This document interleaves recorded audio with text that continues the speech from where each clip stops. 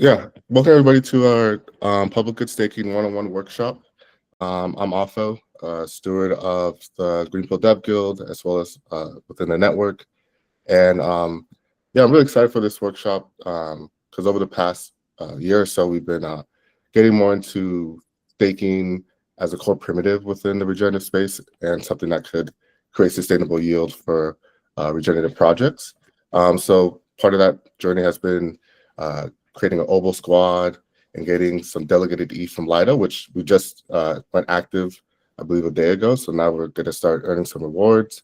But yeah, this workshop's meant to help onboard, answer questions, kind of not get too into the weeds, kind of stay high level, support, answer any questions people have that, they need support on, or if you have hardware, need support with setting it up, you could ask questions around that. And we'll have some presentations from both James from Octant and Jaydeep from Impact Stake. So this is going to be a fun workshop, and excited to have everybody here. And yeah, let's get started.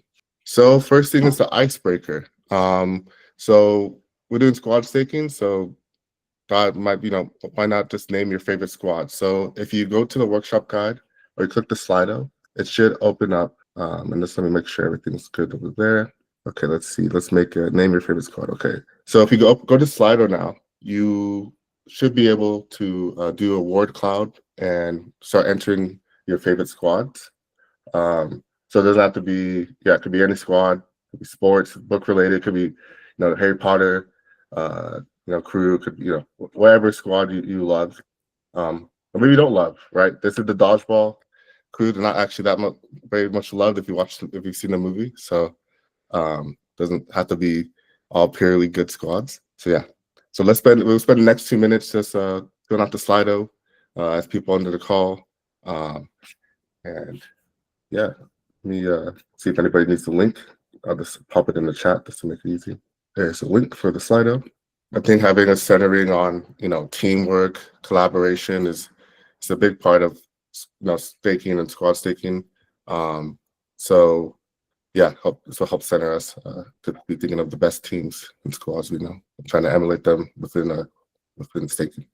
And for anybody just joining, if you just joined in the past maybe a couple minutes, we're doing a IceBreaker. Just follow the Slido link in the chat, and basically just naming favorite squad. So go ahead and do that. Okay, cool. Let's see what we got so far. And if I could view this in all right, let's take a look at the results. Greenpill, nice. We got Ghostbusters, that's a good one. Office, I'm not sure if Dwight's meant to be connected to the Office one. We got Region Coordination, this is Squadron, mixed squad face. Michael, Public Goods. All right, let's see if we've got a couple more, and then we'll go back. ReFi, cool, nice one. Okay, let's keep it moving. So before we start fully dive into learning and engagement, want to center us on the theory of change of what we're looking to do here.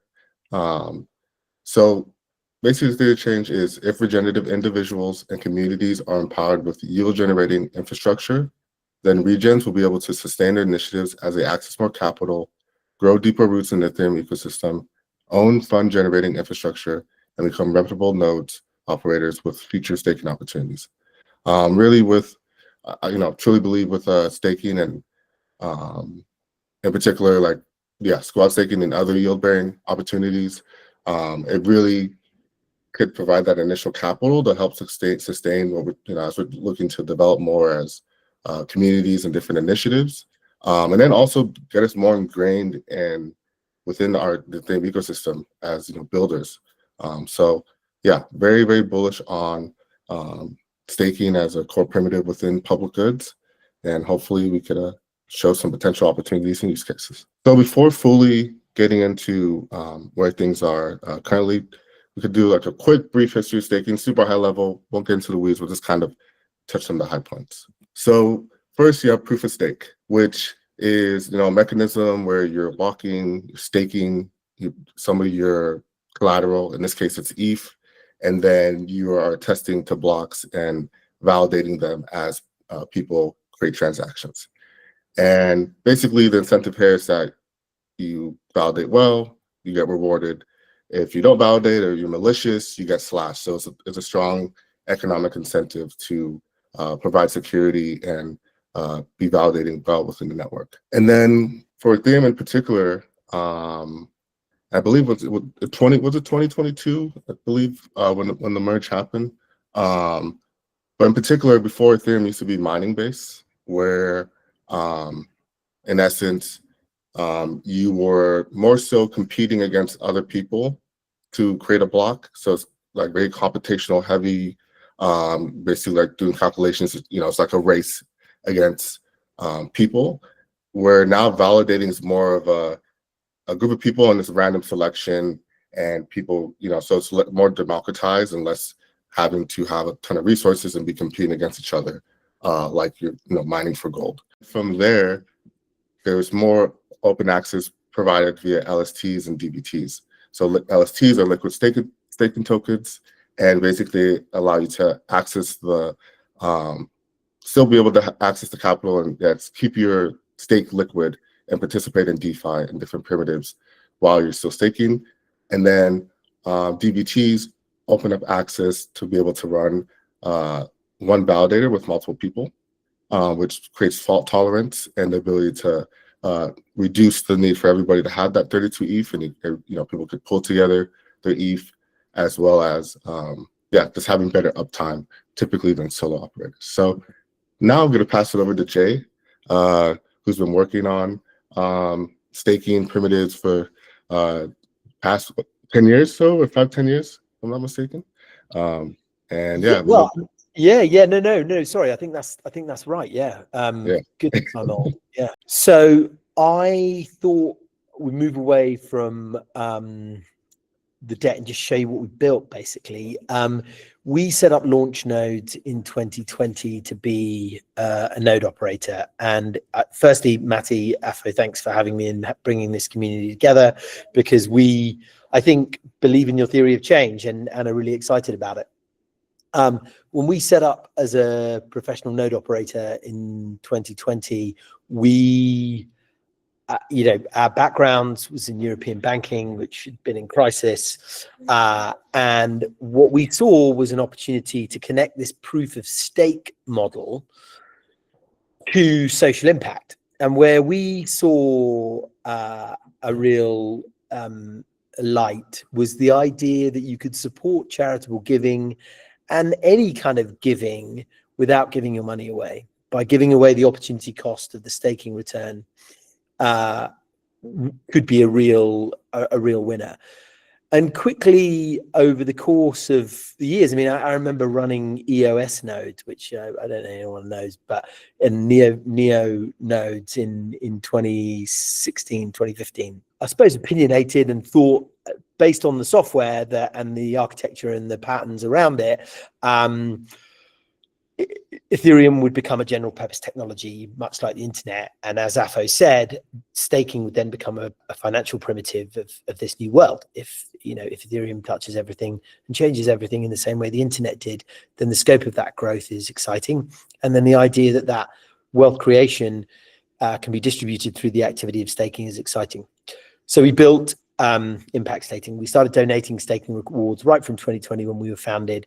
And what we would do, because when the network started, they weren't liquid, right? And hence Lido became so popular. We kind of provided that liquidity to fund some refugee camp, neonatal stuff. And we started working with UNICEF in Rwanda and the government of Rwanda to connect schools to the internet using these staking returns.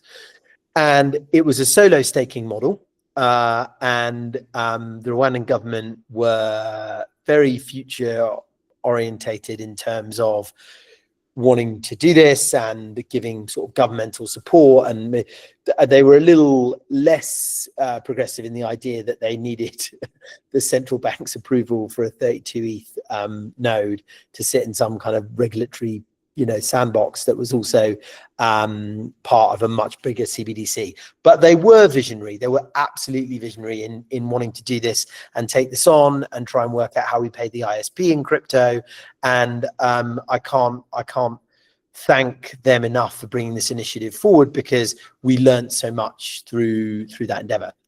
Move forward, we realized that the scale that we want this to be at, which is sort of a microfinance scale. Like microfinance is a mechanism that's used in many different flavors and by many different people. No one owns microfinance in that sense. It's an idea that has many different flavors. And the same way we think impact staking is that. And so we got going in a solo staking capacity, but then we partnered and built with Lido to build Lido Impact Staking, which basically takes the super easy user interface of staking and allows you to donate 1 to 100% of your staking return to organizations you want to support. So if you click on stake and donate, you move to a D app, and that D app has a marketplace. And these organizations are the organizations that are live on mainnet using impact staking. We're about 9 months old, so we've just started as well and are learning.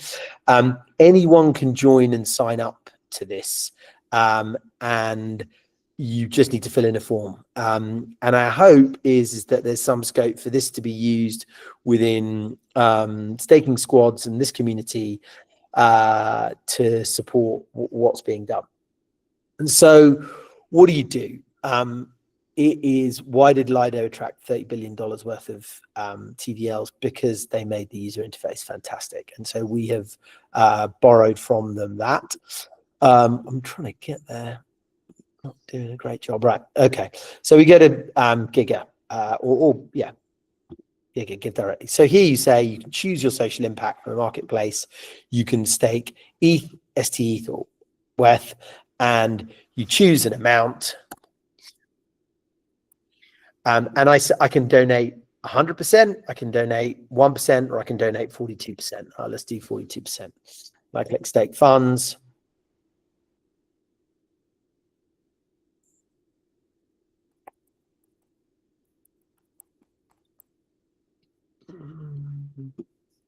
We gotta onboard you to Rabby. Yeah, sure. Right. I'm just glad I still know how the internet works, to be honest, at my age.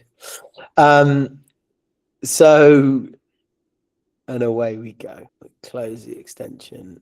And now it, will tell me to wait and whatever, but we're going to go to a cake I made earlier, and we're going to see the dashboard. And what I now have here as an impact staker, not a donor, an impact staker, is a dashboard of my impact. I can see the organizations I'm donating to, Give Directly, Mercy Corps Ventures, and I can see that I've got multiple stakes with them. And what they have on their listings is impact data. So as much as possible, we're trying to work with organizations that are saying, and I don't think we're not picking, it just makes sense to work with an organization that says, I give you $1, this is what I do with the dollar, right? Give Directly, they will find poor people who they're working in randomized controls trials and give 89 cents of that dollar to. Giga will try and connect a school to the internet. And the average cost of this internet is, I think, $120 or whatever, and away they go. And then the idea is that through this impact data, you're creating almost a sales mechanism as an organization doing your impact work to be like, look, this is what we're doing. And because the donor is now an impact staker, they're getting their principal back. They're not spending their principal. So they've got a longevity in a way that potentially isn't there when you have to perpetually keep writing grants, unless, of course, you're infinitely wealthy, Clinton, Gates, those sort of structures of, very deep pockets. And so this mechanism offers a different model. And what the report does here, and where so the report basically allows you to send this to your accountant as an impact staker. This is the amount I staked. These are the individual donations that I made to each different organization. There's a lot of Give Directly here, and then you'll see UNICEF at the bottom, I think, and Mercy Corps Ventures. And please give me my tax deduction. And so where we are right now with this is we are wanting other organizations to sign up. And we have a first institutional donor and impacts in this model, which is the GSR Foundation, who, again, are a fantastic organization. I can't thank them enough. And we're working with Giga to do that. Something we learned along this process, and the learnings, and we're still learning very much, but one of the really big things we learned is, from our perspective, a marketplace was attractive to show multiple different organizations with different impact data and almost competing, but just a marketplace. The organizations receiving the funds hated it. They were like, this, I mean, it's in terms of plumbing in and getting through KYC, AML, compliance, legal, risk globally with organizations like Mercy Corps and multilaterals. And also what I would say to that is the teams are fantastic. We're working there. It's just very complex organizations that have very complex requirements. You know, there's no bad actors. It's just, you have to manage all of this. So what we stumbled upon through their customer feedback, really, as simple as, is that this model works much better. And what you're seeing here is a dedicated page whereby this is embedded into the Giga website, and they receive the donations here. Now, the reason why this is, for the astute view, is on testnet is because the yield from staking via Lido is one mechanism. One of the other feedbacks that we've got from different, organizations is that, wouldn't it be nice if so you're saying to me, I put on 5 ETH, I always get 5 ETH back.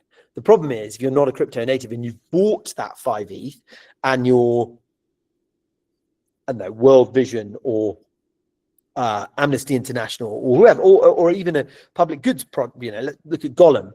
The idea is that you're taking a huge risk there, moving into an asset that's volatile.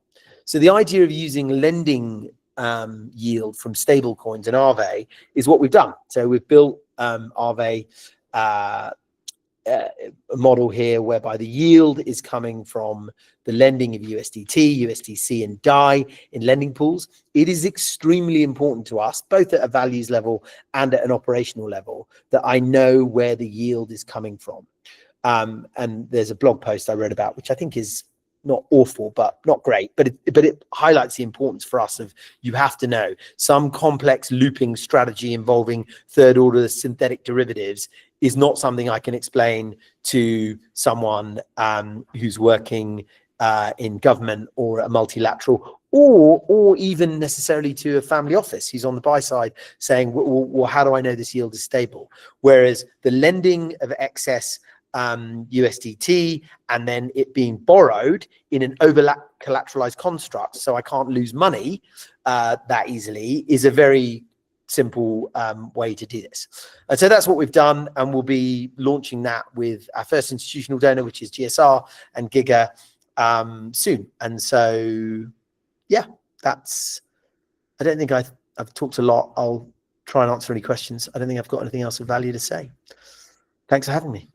That was great, Jaydeep. Yeah, thanks for that. That's awesome. So yeah, I want to give some space, maybe give a couple minutes if there's any questions, because I know Jay has to hop off. I've got a reprieve. My children are being extremely well behaved and nice. Doing the right thing. So yeah. But yeah, if you have any questions, you could put them in the chat. You could use Slido as well. But yeah, thanks. Really appreciate you presenting. And to kind of speak to on the Greenpill side, like, where we see impact stake being utilized is, yeah, like taking some of this squad staking yield, and not only, other sources of, people, communities, our families even, people I know, where they can have a nice simple UI to like donate and support. I think from the squad staking perspective, it's around like compounding, the yield, taking that yield and then putting it into impact stake and then continue to earn more yield.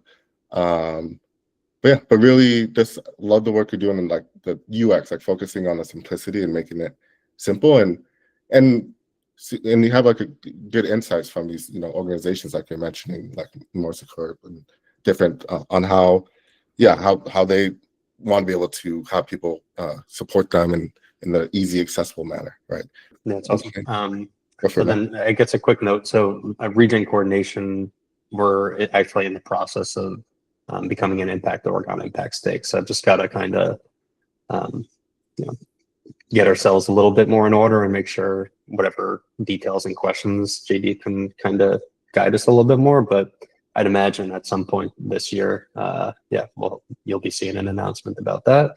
And Jaydeep, also, when you, I don't know if deposit is the right word, but when you deposit, it is not a taxable event. The rewards you receive are, but the actual, you're not swapping into an LST or anything. So there's no taxable event there besides the Sorry, rewards, yeah, right?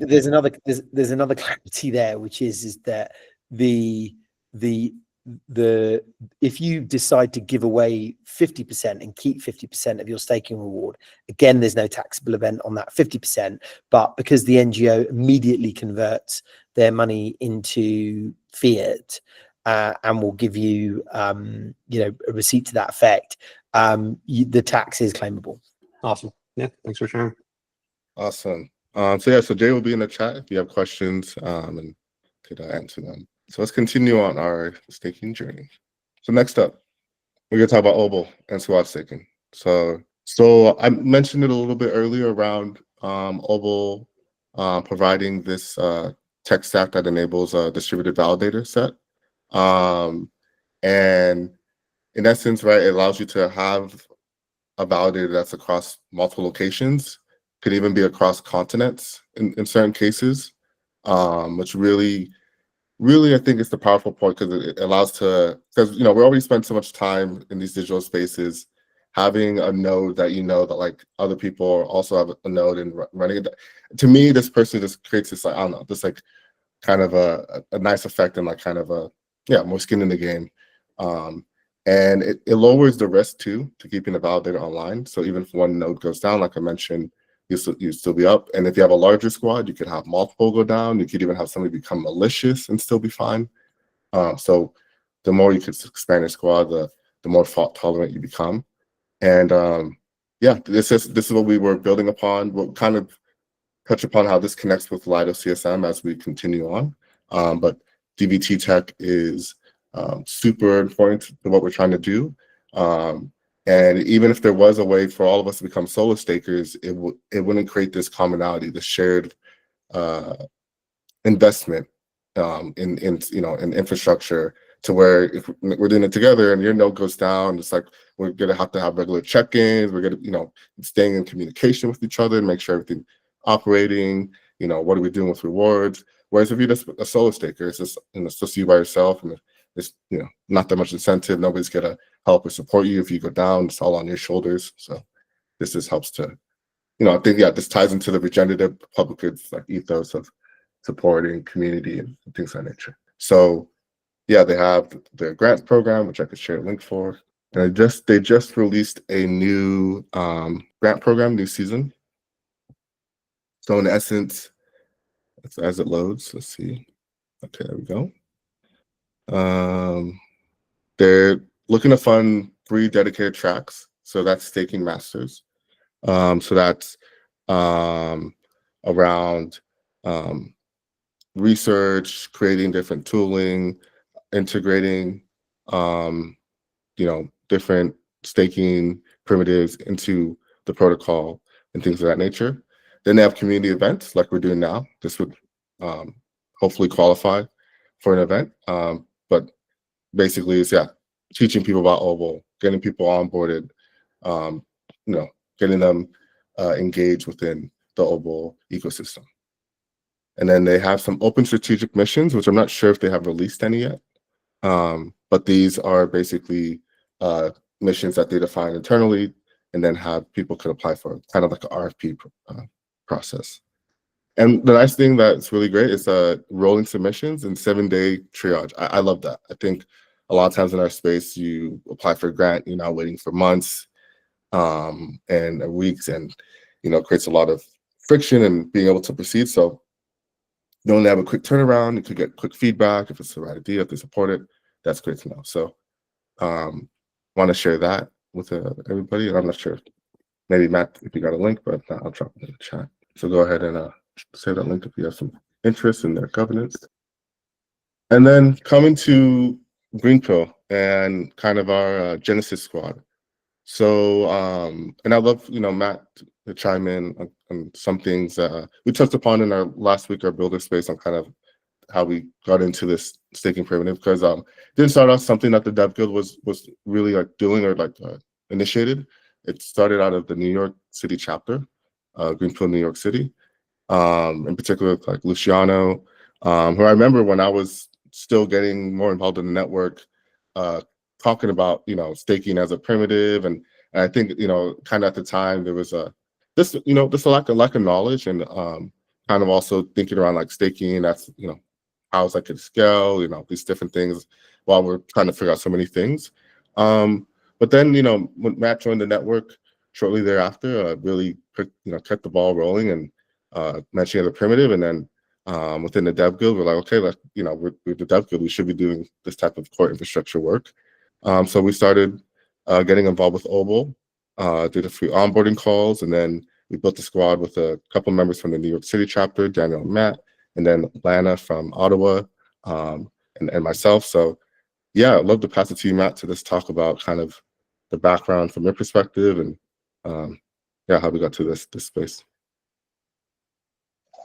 Cool. Yeah, I mean, it was really the initial birth of this idea. It was just pure word of mouth. I don't know. Somebody mentioned it to Luciano. Luciano mentioned it to the chapter, and then yeah, we kind of ended up running with it. But yeah, it was a while ago at this point. But yeah, here we are. Yeah, and I think this GIF is so like, yeah, this is like a great illustration, because we definitely still are, you know, like, yeah, we're have emerged from the soil to a degree, but this is still so early, which is beautiful in a lot of ways. There's a lot of opportunity, and yeah, it's, you know, ability to really grow and go along on this journey. So let's keep it going. So next up, we have the Lido CSM.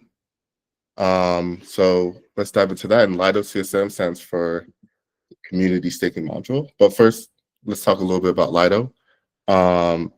So yeah, Lido is a leading staking collective that issues liquid staking tokens and coordinates validator capacity with community operators. Lido, when launched, became one of the biggest ETH stakers, which at times has been a contentious thing with like kind of the network security and things of that nature, and people thinking like, you know, Lido might have too much weight within staking and stuff of that nature. So Lido's had a strong focus on not just taking this ETH and staking it with like providers like cloud providers and big infrastructure, but also looking to create systems that we'll get into, like the community staking module, that provide delegated ETH to home stakers and more people that are may not have as much access to the ETH to be able to do that. So yeah, we'll dive more into Lido. Maybe Matt, you could just share some like high-level link to the Lido website, and maybe Matt, do you have any thoughts you'd like to share about Lido, and before we get into the CSM? Yeah, I mean, I guess the first thing to mention is Lido. I don't know what the percentage is now, but I think it's around 25 plus. Sorry for the crying baby. Perfect times. I think they have about 25% of all the staked ETH. So it's you know, regardless of anything, like, you know, that's a lot of risk for one organization to just be like, oh, let's just spin up validators on our own and do it on ourselves. So it makes a lot of sense, and it's incredibly aligned with the Ethereum ethos of, like, you know, creating like an anti-fragile structure to basically, yeah, find other ways of staking that ETH besides just doing it themselves. And yeah, the CSM and plugging into the Obol community feels like a pretty big deal. So I know when things were getting a little bit dicey and it was like over 33% of the staked ETH, there's definitely some kickback from, you know, the broader Ethereum community saying, like, you know, this is not good. This is kind of dangerous. But yeah, so CSM, the V2 is starting up now. V3 is coming next year, and I'll just be brief because things are melting down over here. But yeah, shout out Lido, and obviously Lido is obviously connected with Impact Stake as well. So yeah, you definitely got to give them credit. Nice.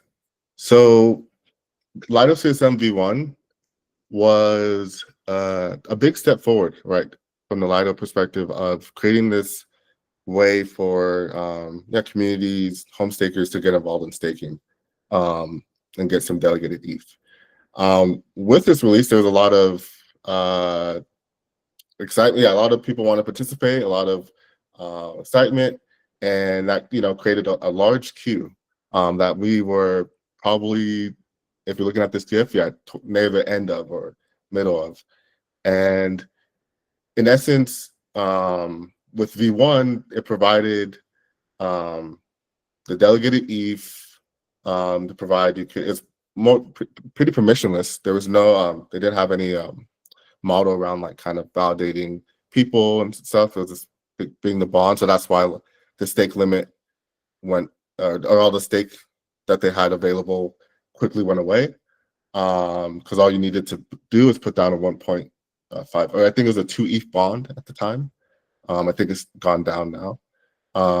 But this was huge though, because this was the start. Like this, and a lot, nothing typically when launches can be perfect, and so it created a large queue of people wanting to participate, but also created a ton of anticipation, and then people just starting to learn more. Like that included us, where we were then in queue for months, but also gave us time to learn more and understand the CSM, understand just more of the space and where it's heading. So, of course, would have been great to start staking months ago, but I think the timing now is just really great as we now have a really good understanding and grasp on the ecosystem and the different opportunities at play.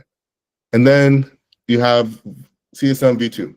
So now the crowd's let in and we're all able to run in to a degree, right? There's still a limit, and I think it's already might have been hit. But we just actually had a great call with Dimitri, who is not sure of his specific role at Lido, but like he's helping like lead the CSM deployment very much on the technical side. And if you look at the guide there, it's actually his presentation that he gave a couple months ago. That's really insightful onto V2. So definitely watch that to get real good insights. I'll do my best to kind of talk about it at a high level. But in essence, with V2, what has now happened is that they've added a couple things. So one is improving different operator types, so that they now have this identified community staker. So this was an application that I think the deadline's passed. I think it was on September like the 30th.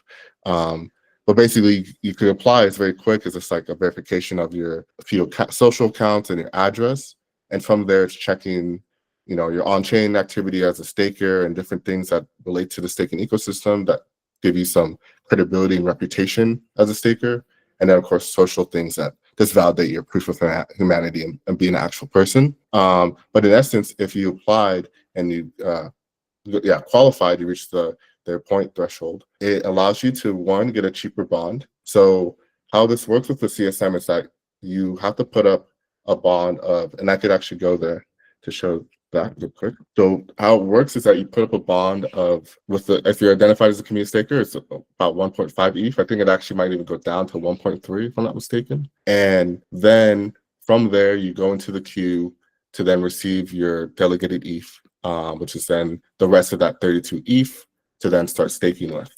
And then in essence, you could have up to, I believe, 10 keys. So if you fill that up, and you could run multiple squads, you could, so it's very powerful. And then you also get more rewards with staking with the yield. You earn more. I think it's double compared to if you're not verified. So there's this a lot of benefits. And then of course, getting on this type of list enables, so this is what I was talking about here. So this is basically where you fill things out, and it looks like they have something new. I haven't seen this before. Oh, so this is the operator type. Okay, I'm just not. I won't say this. I'll wait to do that because you just don't click buttons in this space, as we know. You can see a few things here, and of course, my dashboard looks a lot different because we have a key deposited, so it shows a lot more. If you were to log in and you don't have that key deposited, it's going to be just a few things. But just to kind of show you some things, we're actually right now our key just went active yesterday. I was looking at this before. It was pending the activation the day before, and now it's active. And actually, it was a little concerned because we're still getting our machines back in order because we've been waiting for months to go to mainnet. So there's some nuance with having to update the packages and stuff with that node, which we'll be doing some workshops on in the future. But in essence, through our conversation with Dimitri before this workshop, we should be fine if we get our squad up in the next few days. And even if we didn't, if we got it up in the next couple of weeks, we would lose out on like some initial rewards, but we still would be able to be fine long term. So, and that's to give you in essence so in essence how it works is once you do start staking, if you have issues or your node goes down, have I believe around a day or two to get things back up and you'll be fine. You wouldn't get slashed or anything.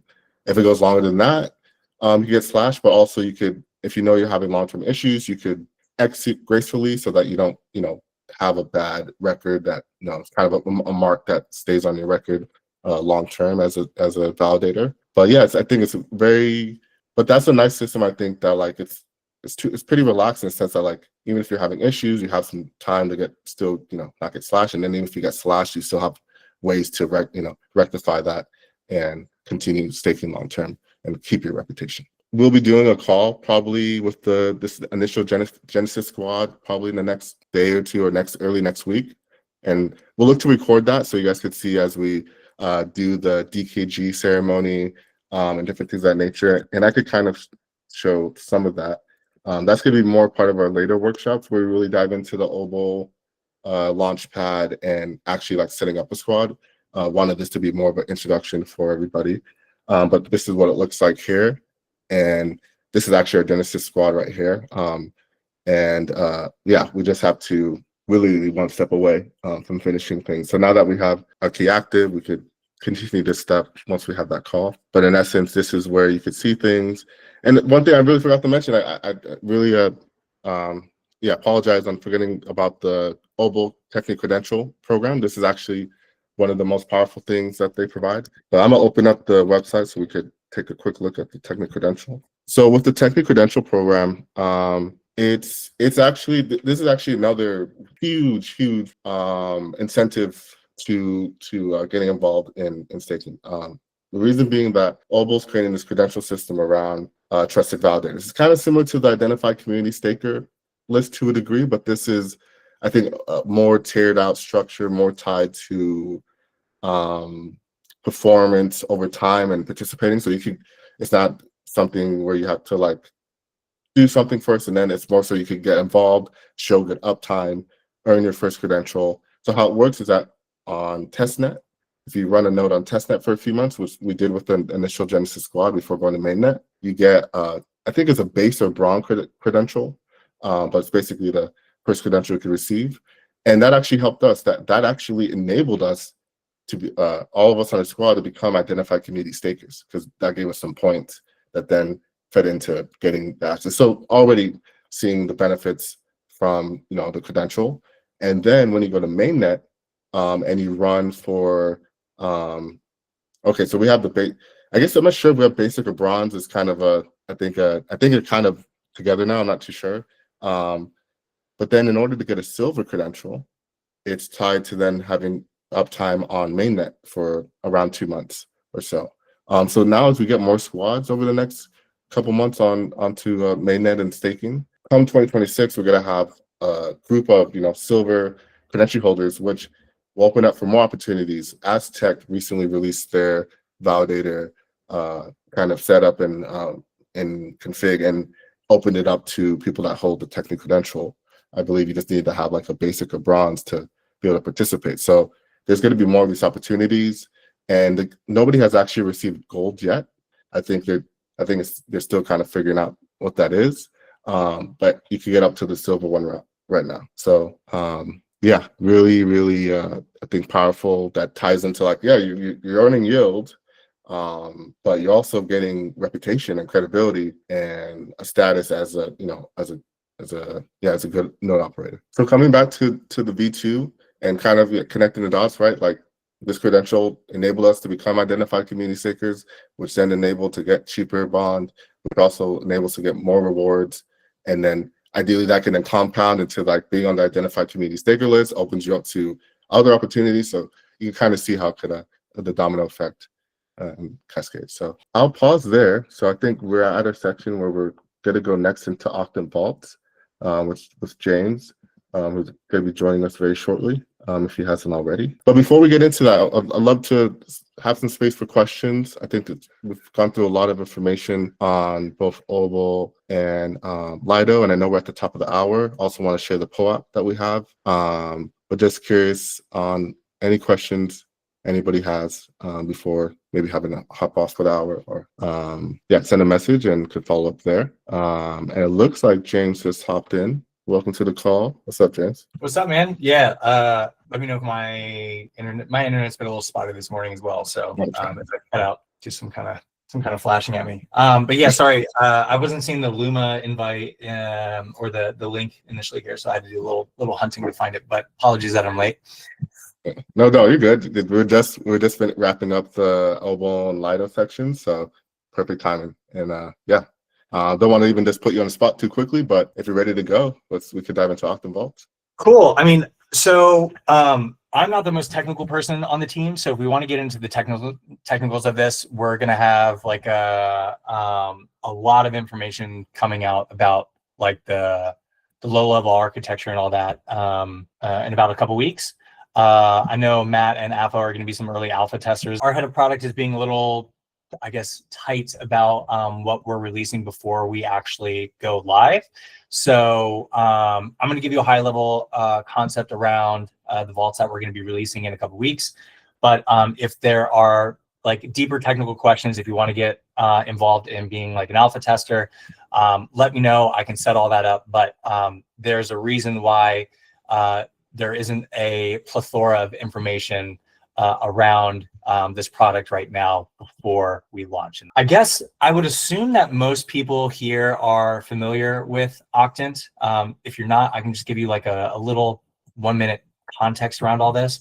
So a lot of people don't know this, but Octant is basically the current iteration of it, and what you see in the application and everything has been this like 2-year test or hypothesis. We wanted to explore sustainable funding models, and the reason for that is in order to have like a really sustainable grants program, you need to solve for 2 different aspects of this funding equation, which is where does the money come from, and then how is that money allocated. And there's been a ton of work in Web3 on both sides, but for whatever reason, nobody yet has connected these 2 pieces together. And so the test that you see with Octant right now is, can we use staking to fund a sustainable grants program? And we've been really encouraged by this model because we've been able to fund a couple hundred projects, a little over $10 million distributed, and we haven't touched $1 of the principal capital.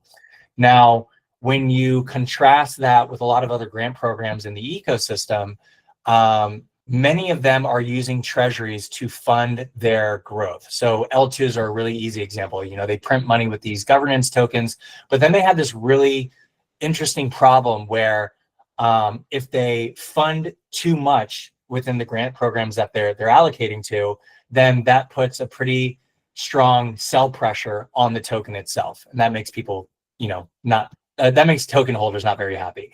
Now, at the same time, if they don't allocate enough, then you start losing your competitive edge versus other programs that are fueling more capital into their grant program. So it's this really interesting problem that a lot of ecosystems face, and so sustainability really becomes like a core tenet here. So we realized that in order to really solve this, moving away from token based grant programs into creating revenue streams via DeFi is probably the most like one of the safest ways that you can do that. I think DeFi has largely become one of the biggest bright spots when leveraged correctly as a success case or a success story for Ethereum and Web3 as a whole.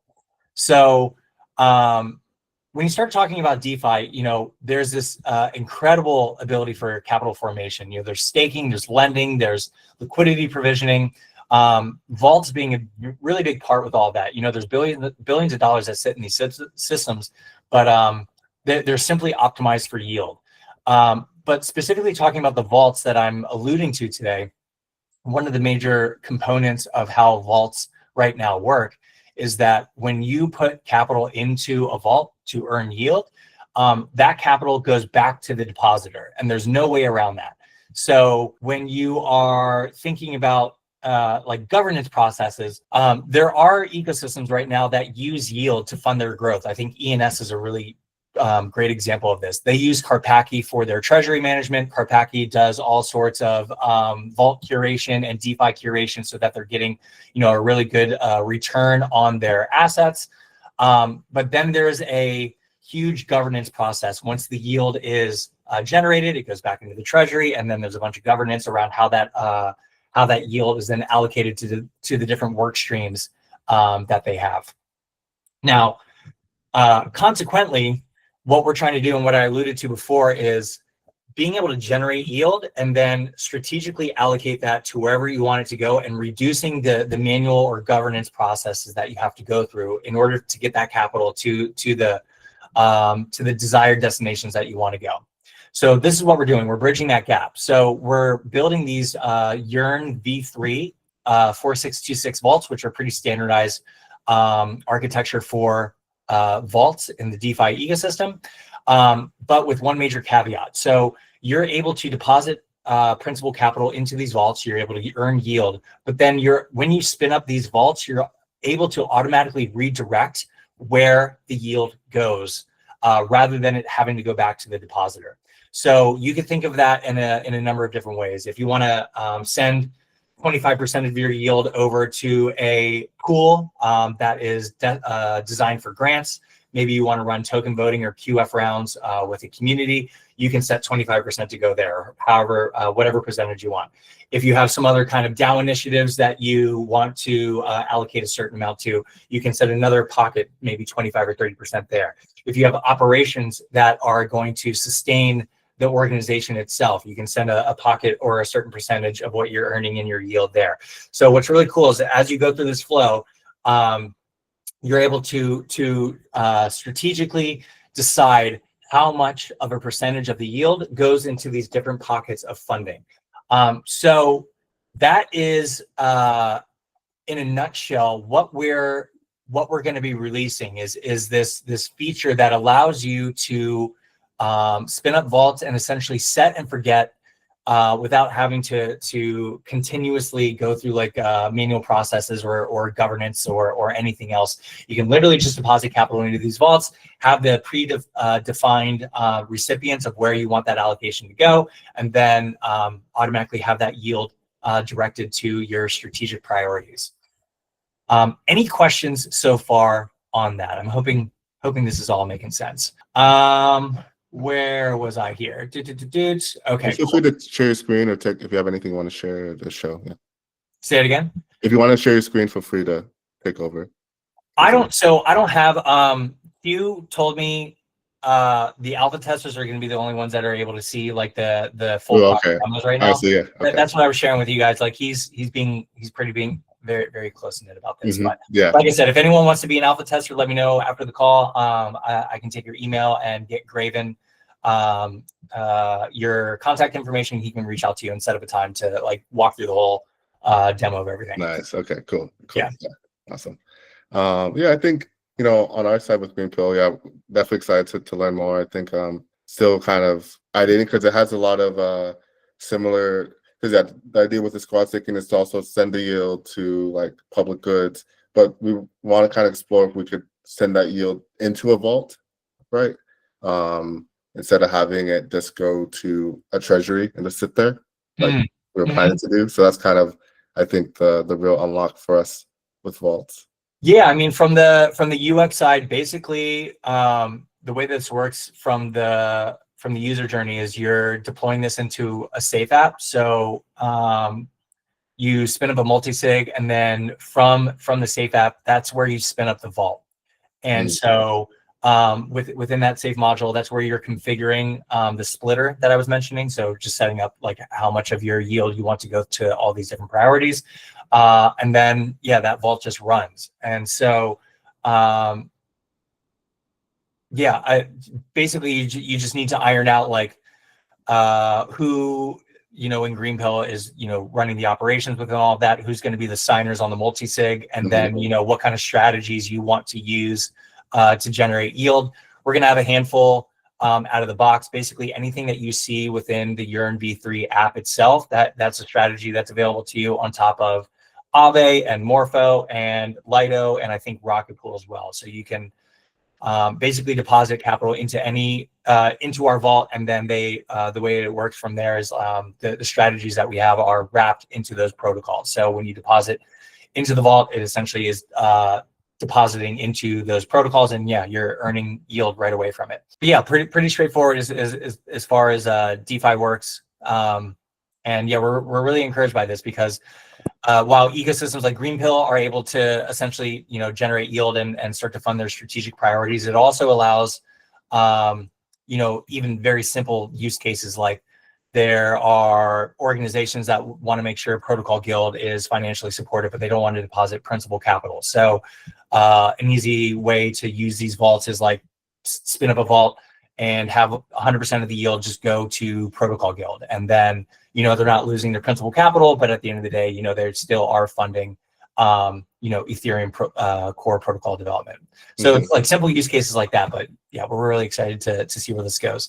Yeah, I think simple is what we need because it creates this funding in perpetuity instead of this kind of one-time donating. So yeah, I think this could be very powerful because in essence, a lot of people are going to forget, if they're just going to like deposits, and as long as things are people generating impact and the things they want to see, that it's going to be okay. Things are going good. So yeah, really excited. Yeah, I mean, it was perfect timing that Vitalik literally just wrote a paper. Oh yeah, yeah. We were like, "Fuck yeah!" Yeah. So all the work you did finally worked out. Oh man, yeah, it's all coming together nicely. So maybe a little bit further out, not going to be released with the vaults, but other things you can start to look forward to in early 2026 is if Greenpill wants to start running rounds with your community members. So we're going to be releasing what's known as the Regen app, and the Regen app mirrors what you see currently right now with Octant V1, but a lot more of a flexible nature to that. So you don't need the GLM token. Any ecosystem can spin up a QF round, a token voting round, whatever kind of allocation mechanism you want to use. We're really bullish on streaming quadratic funding or streaming quadratic voting because we really like this idea of rounds that are not capped by a beginning and an end, that you can just run rounds as long as possible with streaming.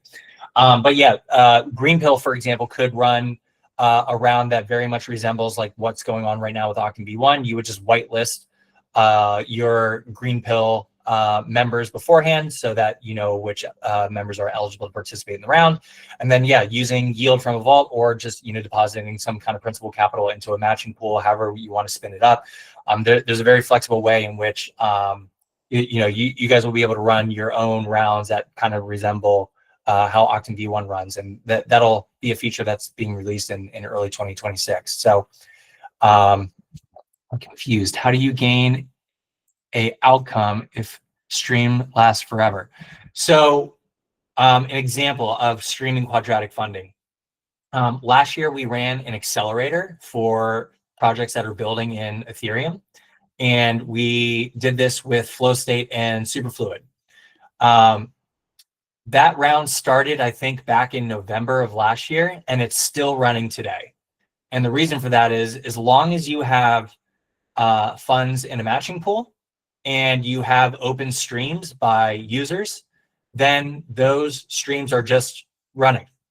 And this really embodies this idea of sustainability, because a lot of builders in the space talk about how they have to be grant farmers, because you go get one grant and then you can build for a little while, and then you run out of money, you have to go find another grant, build for a little while. And it's this constant sort of grant hunting that people unfortunately have to go through. Conversely, with streaming, if you have a round open, then a stream of money is constantly being sent to you in real time. And what's really cool about that is you can set up parameters around that to where projects who are getting funded by you have like quarterly check-ins or something like that, however you want to design the operations of your round. If a project is crushing it and, you know, hitting it out of the ballpark, maybe people who are on the fence right now about donating, they want to start opening up streams. Maybe if a project misses milestones or they start ghosting on their deliverables, then you start cutting out those streams. And the matching pool is updating dynamically in real time. So we're really encouraged by this model because it really starts to solve for a lot of these issues around sustainability that a lot of different grant programs up until now have really struggled with from the point of view from the builder. So hopefully that answers the question. Please ask a great question. If you have any follow-ups on that, then please let me know. We're going to be running another streaming round in November. If you all want to be able to participate in that, also something that we're definitely looking to get more activity around. So do not hesitate at all to reach out to me, to Graven, anybody on the Octant team. Hey, James, where should we contact you for the testing? Are you talking about the streaming testing or the vaults? The vaults? Vaults. Reach out to Graven. He's looking for testers right now. So you can either reach out to him, or if you want to pass your email on to me, I'll forward it to him. And then there's going to be an email going out to schedule with everybody who's interested in being an alpha tester. Okay, cool. Yeah. If anybody has any more questions, feel free to share. If not. I will share a one-pager as well on the vaults, just if you want just a little more of the rationale behind why we built it. Good little sneak peek into the motivation behind Q and the smart contract team and why they wanted to build it. But I also just shared a link above. If you want to be an alpha tester, there's the Octant app. There's two different links there. One is the one pager on the vaults, and then the earlier one is the sign up form to be an alpha tester. So feel free to check either of those out. Nice. Thanks, James. Really appreciate giving them man. Yeah. And then, if you want to talk more about this in the future, if you want to talk more, I ideally can bring my head of product a little bit closer to launch for the Region app. If you guys want to get a product demo around how all that works, we can definitely make that happen. So, yeah. Yes. Oh yeah, definitely want to talk about the Region app at some point too, and I'm really excited about that one. And Graven's giving me little tidbits, but like nothing much. But I think that I'd love to like bring like conviction voting, for example, as an allocation mechanism, cookie jars. So yeah, cool. Yeah, looking forward to the release. Yeah. Awesome, man. Well, as always, really appreciate what everybody is. What everyone's doing here. You guys are obviously like one of the most aligned communities like Octant can possibly think of. So thanks for giving me the time today, and really looking forward to building some great things together into 2026 and beyond. All right. So thanks for James for popping in and spreading the good gospel on Octant Vaults. Really bullish and excited about that. So let's get into the last part of the workshop, which is really probably going to end early. I know it's scheduled for 2 hours, but we'll probably be able to end in the next 10 to 15 minutes. So let's continue on our journey. So we just had James talk to us about vaults. Jaydeep earlier talked about impact stake. I talked about Obol and Lido and squad staking. So how does this all fit together? That's where creating a public good staking protocol comes into play, and figuring out the model, but from an economic standpoint, that incentivizes builders, community, and funders to participate in this protocol. And have incentive to do so. So what we're looking to do is, design to build a trusted, investable protocol where communities fund public goods by default when they support network security. How? That's creating yield routing. So we talked about that, like finding ways to compound our yield, finding ways to compound our credentials. We have the Obol to then Lido and different other opportunities that will arise over there. And enshrining those within the protocol so that people, if you're a builder or somebody that's crossing the node, you're speed running, being able to get up to speed very quickly on how you can participate, get the credentials, etc. Have that support system. If you're a community, you could take that yield to, for example, talk about like Greenpill Nigeria and some potential things we've been discussing there is they've already been having microgrids with Tech and Sun. So building these microgrids at different universities where people could coalesce, come together to, work, especially in Nigeria. At times there's a lot of power outages and not, consistent uptime. So being able to have a microgrid is super powerful. But one of the big barriers still is the cost. How do you maintain, how do you pay for the utilities? That's where pairing the infrastructure of a node with that microgrid enables having that yield, pay for the utilities, pay for the internet costs, pay for certain, materials that are needed to run that microgrid. So that's really, I think, the model, trying to create that clear protocol around like, by funding this is where the yield's going. It's not just going to, people that have means and where, for example, like myself, I'm running a node and it's great in some sense, but it's not as impactful. Like, and I'm not using it. It's not going to help, pay for any certain costs or utilities. I don't have to think about things around like power outages and not having access. Like that's an afterthought. So staking is a lot more powerful to where I can still stake and help in ways by sending my yield to public goods, right? So I'm still supporting. And then also, but it's also about getting the infrastructure into these different locales that could use it to fund and maintain the community infrastructure. So yeah, if we have that outcome, then people are just supporting public goods by design, and it's not an afterthought. And yeah, I'd love to. We have a lot of people on the call that kind of this initial. Amio, I see you just joined. I didn't even see that you came in, so I'd love for you to talk about how this could be very powerful in Nigeria and some of the things there, and give more insight to what I just said. But then also the rest of the team that's been joining the squads, taking calls. We had one just yesterday. Just would love to hear you guys' thoughts on, just a workshop on how we could build out this protocol. Maybe don't want to put anybody on the spot, but who'd like to maybe share some thoughts? Okay, can I go? Yeah, Trinity. Oh, definitely Trinity. I definitely want to go. Yes. All right. So Gem. So I think when it comes to public goods taking protocol, right, it's really like about like having this flywheel whereby it's staking rewards are being used to fund impact initiatives, and then there's always still going to be that capital, right? There's always still going to be some funding in the treasury, right, to keep things going for as long as 10 to 15 years. Because I mean, this is not something we want to be for a short term. We want it to be something that it's long term, that provided like Ethereum is on, the public goods taking protocol is on. So I think when it comes to the economics of it, the economics of it, for instance, when it comes to like getting there are so many ways to, would I use the word, make this profitable, right?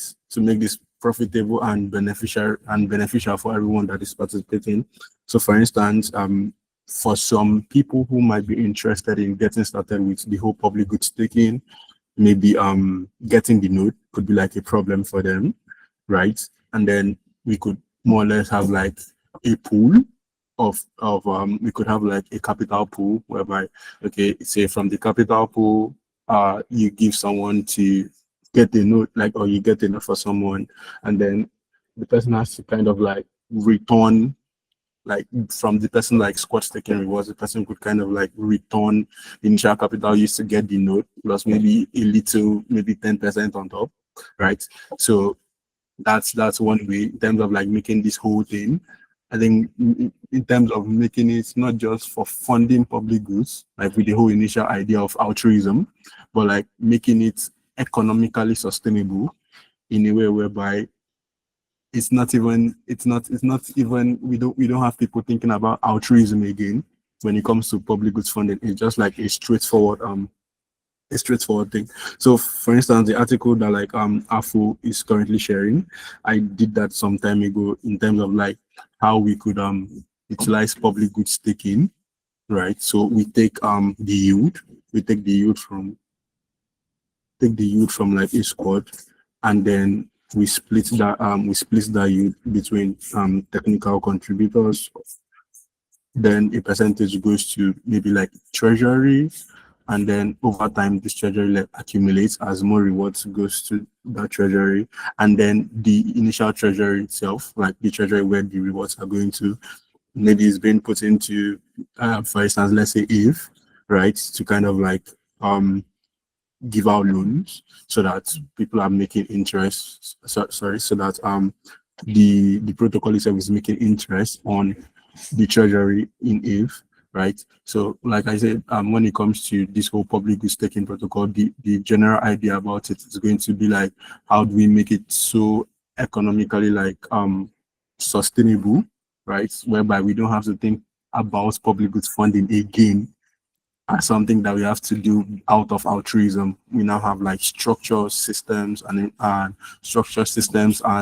guardrails in place to make sure that like public goods funding can be sustainable for a long period of time. So just my initial scatter thoughts. I think the hardware side is, that one's definitely, I think there's a lot of nuance there and stuff, so I have a lot of thoughts, and in general I think in general we could just create the strong economic model. And I know Trinity is really focused on the research and like the protocol design, so definitely gotta like have that group within the squad staking group we put together, like really like iron this out. So pretty excited to see what you guys cook up, and then I could help execute. And then hopefully you got the link to the article. And let's see. Yeah, Amio, love perfecting the pitch on or like kind of the Nigeria. Yeah, okay, Jim Jemo, thank you for always giving me the chance to perfect this pitch in your words. I'm Amio from Nigeria, Greenpill Nigeria Steward, and then we are looking at the scaling task. TAS stands for Tech and Son. Initially, it started as a charging hub or charging station for underdeserved communities. We are, because of our epileptic power supply, we want to provide this as a solution to provide steady power to our locals, right? And then we launched the pilot last year. It was launched in Owerri, Southeast Nigeria. So, but at this point, we want to migrate it not just to be a charging point, but for it to be a community hub. And then we cannot do this, and then it cannot be just hub to people without selling a suit at the mechanic workshop. So we want to sell overall suits to the mechanic workshop. So we want to fit it where it belongs. So we want to channel this to the youth, and then for us to access this youth, we have to do it in university. And then fortunately for us, in this university, where our Greenpill Nigerian citizens are located. So at the moment, we are exploring extending it to University of Nigeria, Enugu, and then Nnamdi University, Anambra. So this will now be a community hub where the basic infrastructure that we lack at this moment, which is power and then internet access, will be provided, and then with some kind of be constant. And then doing this, we just like in the squad, the solo, what do you call it? Staking protocol. We want to integrate it with all this, just like I've mentioned on how this will be beneficial. Since one of the most impeding thing that has been impeding us into participating or from participating in these activities are these basic amenities and then basic infrastructures that we need to execute this. This infrastructure in terms of stars will now be there to mitigate this issue.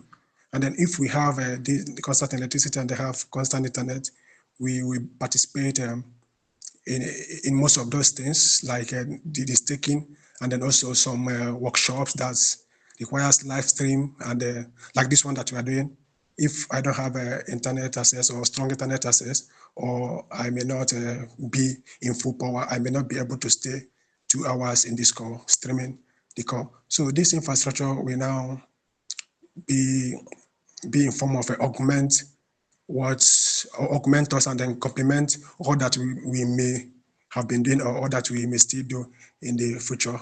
And then from the staking, we have use, and then this will now be like a sustainable approach. This use, the use that are coming from this staking now will now be poured into the infrastructure.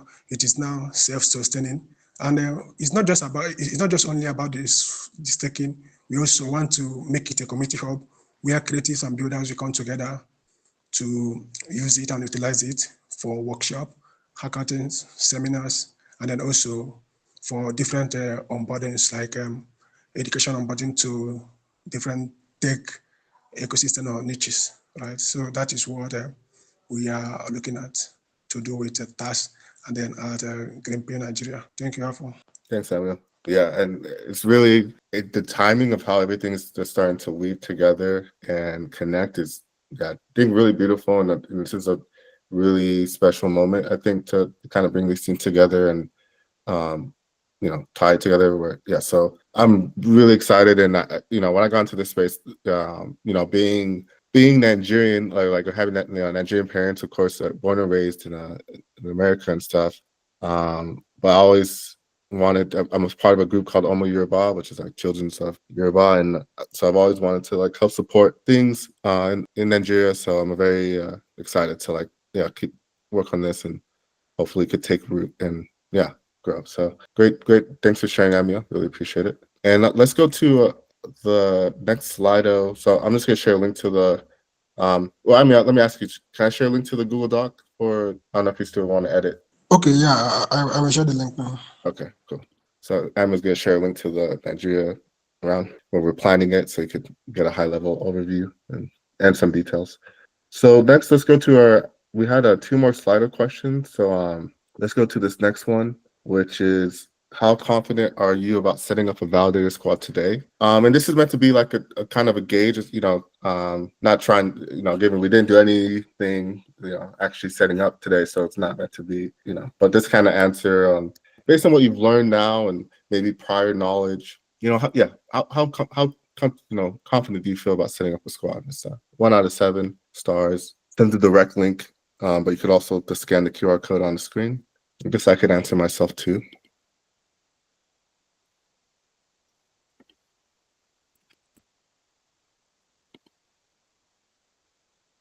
Cool. So I'm seeing most people in the 4 range. I think that's great. I like that, because it could get you up to, shows room for improvement, and then also some 5s.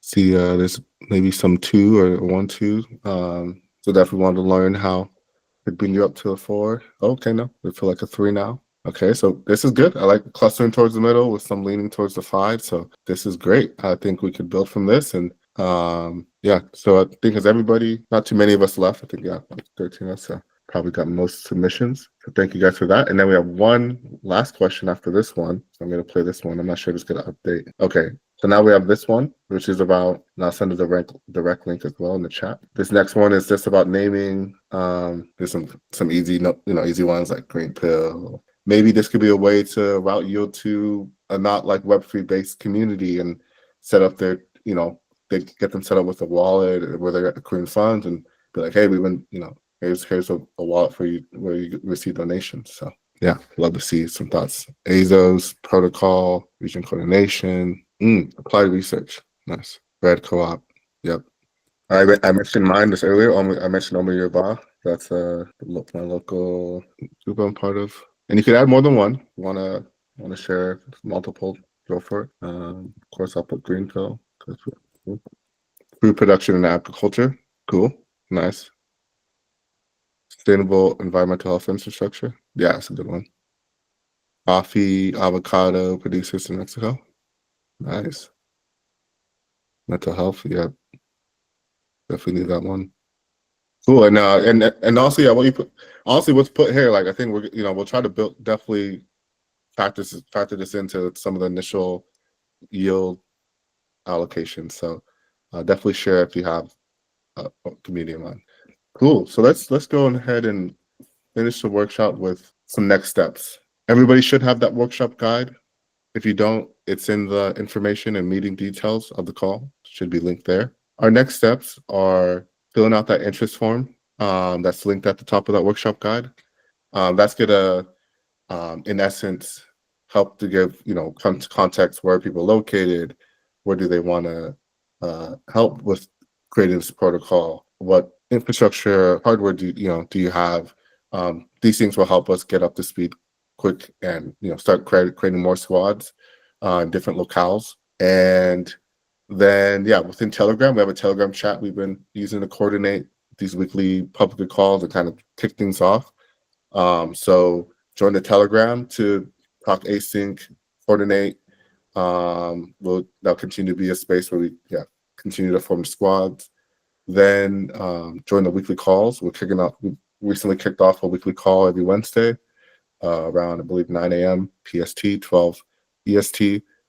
And basically, during that call, we just go into creating this protocol. We just kicked it off, so it's definitely still pretty new, but definitely going to be helpful to get alignment and both on like partnerships, the research side, hardware, all these facets. Then get the hardware. Get your DApp node if you want a simple UI to be able to set up, or if you feel comfortable, you could get your DIY ETH staker set up with buying the different pieces from the RAM to the storage, etc. And then we're going to be running a DApp node workshop in a couple weeks. So you have the next couple weeks to kind of ask any questions, get up to speed if you're interested in this, learn what you need. It might be hard to get hardware in 2 weeks, so I can understand, but there's other ways you can still learn by running the software via the cloud. So you just start to understand the software first before like getting the hardware. So that'll be what we'll be doing in a couple of weeks. So we'll get more into the dirt and nitty gritty with staking. This workshop is more surface level, more just kind of looking at the space and kind of understanding how we could traverse it. But yeah, Matt, I don't know do you want to share anything that you think a good call out for some next steps? Did I miss anything? Yeah. Okay, excuse me, Afu. I want to answer a question. Somebody asked me a question, and then I believe that many may be curious about the question. Okay, yeah, that's a good question. Okay, the question is from Manuel. So he's asking if we are running any node infrastructure to facilitate the sustainability and scaling up the project. So at this moment, we are not, as a task, we are not running a node infrastructure. That's why we are doing this, because we want to do this and then to facilitate the sustainability and the scaling of the project. But on a personal level, I do contribute to ecosystems through node running, and I'm currently on Aztec, and previously on Gensai and Guy AI through Node Bridge Africa.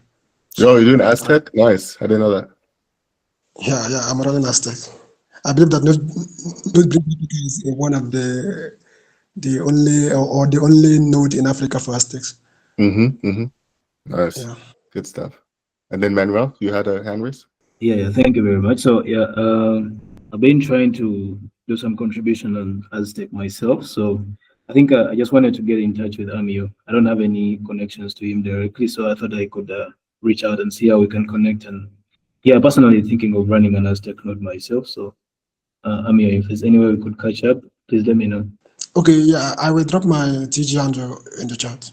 Emmanuel, where are you based? I'm in East Africa, Uganda. Okay, nice, cool. Because I think we have Uganda chapter. We definitely want to have like an East African squad. So I'd love to have you be a part of that if you're interested.